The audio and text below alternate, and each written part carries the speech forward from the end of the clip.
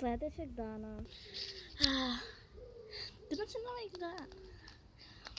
Da vidim kako je napolju. Baš je lijepo vrijeme ovdje napolju. I sunčano je i sve. Ovo predivno. Mislim da će mi danas biti bolji dan za preživljavanje. Sada da se vratim kući da jedem. Evo, sad ću da jedem. I da pijem. Evo.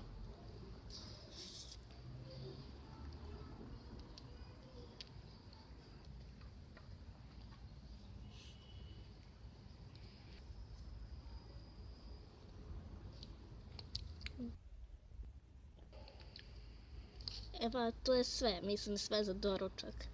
A bar imam dovoljno vode i hrane i za ručak, i za večeru, i za sutra. Sad ću da idem napolje, da istražim. Wow, kako je ovdje lijepo.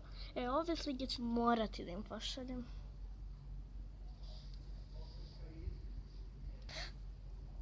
Ena jagoda! Wow, kako je mala i slatka jagoda. Pa i treba mi razrta. Kako je ovo mekano. To će mi trebati možda. Ne, neće. Ali sve jedno je mekano. I klizavo. Au. Evo, padnula sam telefon. Sada da im pošaljem fotografije. Jednu s ovom jagodom. Ovdje je mnogo lepo. I čudno, ali lepo je. Ne želim da... Opet sam kući. Ali nekako čudno izgleda. Šta mi to u kosi? Vidim neki list. Kopita sam i blatnjava.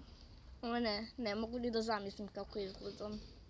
Pa samo ću da se okupam, ništa strašno. Čekaj, nemam kadu.